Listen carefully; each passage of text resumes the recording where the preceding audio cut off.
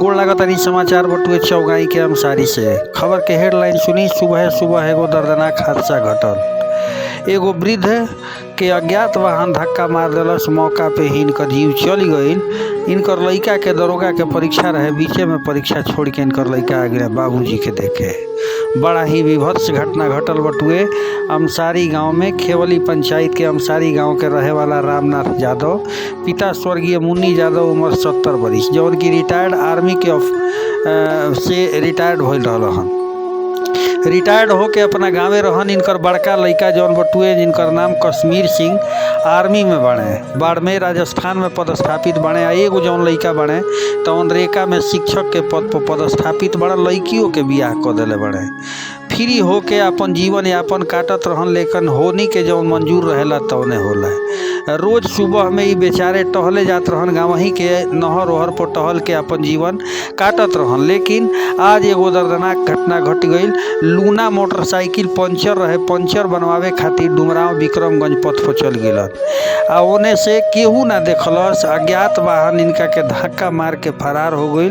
मौका पे ही इनकर जीव चल गई। जैसे ही घर के लोग के पता चलल, घर में रोआइन पराइन जीव हो गई। सब कोई रोए लागल। यहाँ तक कि जौन लड़की के बियाह कैले बड़न उ लड़कियों पहुँचल रोत गावत। आ बाबूजी के याद में ई चित्कार के रोए लागल। यह दर्दनाक घटना के बाद पूरा माहौल गमगीन हो गई।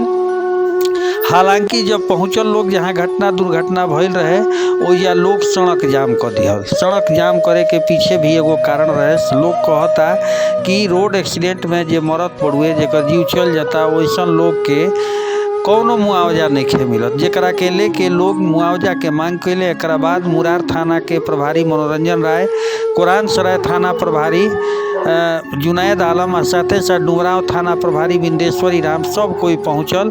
समझा बुझा के मात्र 10 मिनट के अंदर डुमराव विक्रमगंज रोड के खाली करा दिहल। लोग कहल कि रौरा सभे के मिली मुआवजा के राशि जल्द से जल्द मिली। हालांकि जौन प्रोत्साहन राशि होला 20,000 रुपया, वो तुरंते प्रोत्साहन राशि उपलब्ध करा दिहल गई। भोजपुरिया समाचार रौरा के बयान भी सुनाई वो लइका के, जवन लइका दरोगा के परीक्षा देवे जात रहन, लेकिन बाबूजी के मौत के खबर सुनते रिटर्न दौड़ के अइले।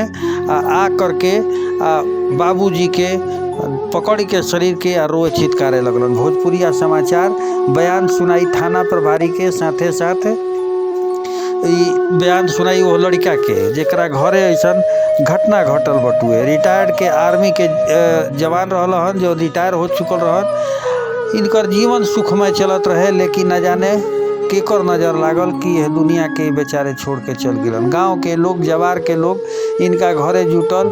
सब कोई बस यह कहत रहे कि कितना सुखमय जीवन इनकर परिवार के रहे, लेकिन यह गांव के यह अपन परिवार के छोड़ के चल गिलन। हालांकि रिटायर्ड अफसर के पत्नी भी नहीं थी। भोजपुरिया समाचार निहोरा करी, चैनल सब्सक्राइब, लाइक, शेयर जरूर करी। धन्यवाद। सुनी बयान।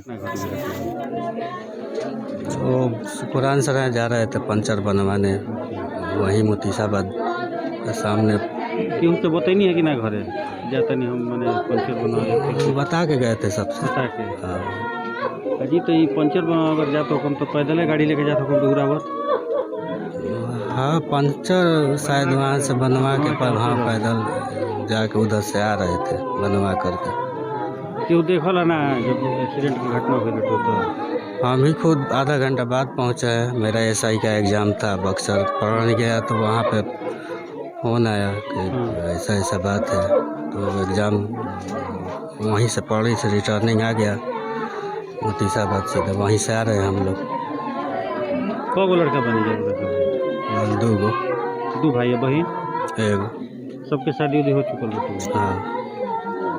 घर में मनी यहीं के रहत रहनी है, पूरा परिवार देखत रहनी है ना? हाँ। का नाम रहा? रामनाथ यादव। रामनाथ यादव। राव नाम? दुर्गेश कुमार सिंह। मुकेश? दुर्गेश। जी बहुत दुखद घटना बा। सुबह में हमनी के जानकारी भइल है कि कुरान सरैया जात रहन कोनो काम से, निजी काम से। यही में कोनो अज्ञात गाड़ी से उनकर धक्का लाग गई। सब कोई जुटल है, भीड़ जाम लागल है। मुआवजा खातिर जो भी सरकार से अनुदान मिले वाला बा उनका खातिर प्रयास करके दिवाओल जाए। प्रशासन के कुरान सरैया थाना अध्यक्ष के पहल पर, इंस्पेक्टर साहब के पहल पर जाम खोलवा दियल गई है अब लाश के जो अगला प्रक्रिया बा तो वही तो बुजुर्ग रहा बुजुर्ग, हाँ बुजुर्ग रहा है 65-70 साल के आसपास करे रहा। रिटायरमेंट और परिचय ग्राम पंचायत खेवली मुखिया राजीव कुमार सिंह मामला है और किस तरह से सूचना मिला और संभवतः आप ही के ये क्षेत्र पड़ता है, आप ही के? जी जी जी वो सवेरे कोहरा लगा हुआ था, पूरा कोहरा फटने के बाद आवागमन जब शुरू हुआ तो हम लोग थाने पे बैठे हुए थे तो खबर हुई कि एक आदमी एक्सीडेंट हो गया है और कोई देखा नहीं, अज्ञात गाड़ी से। तुरंत खबर अब कुहासा फटने के बाद जी, तो उसके बाद हम लोग दौड़े आए। आने के क्रम में जितना देर लगा हो 10-15 मिनट, आते आते उनका दम टूट गया। तो मतलब जब आप लोग आए तो उनकी सांसें चल रही थी? सांसें बंद हो गई, बंद हो गई थी। अगर सांस चलती होती तो हम तो कोई हॉस्पिटल पहुंचाते, बट उनका सांस रुक गया था। सर चोट कहाँ लगा था? चोट उनको माथे में है और एक हाथ में है, और बूढ़े चूँकि रिटायर किए हुए 70 साल के हैं, एक्स मिलिट्री मैन है। उनका एक लड़का परीक्षा देने गया दरोगा का, और एक लड़का टीचर थे, बहुत सज्जन बेचारे आए। तो लोग रोके थे कि भाई बच्चा आ रहा है, तो आए तो बेचारे बोले कि नहीं तुरंत रोड क्लियर कीजिए और जो प्रक्रिया आप लोग कीजिए। मैं थाना अध्यक्ष कुरान सराय जुनैद।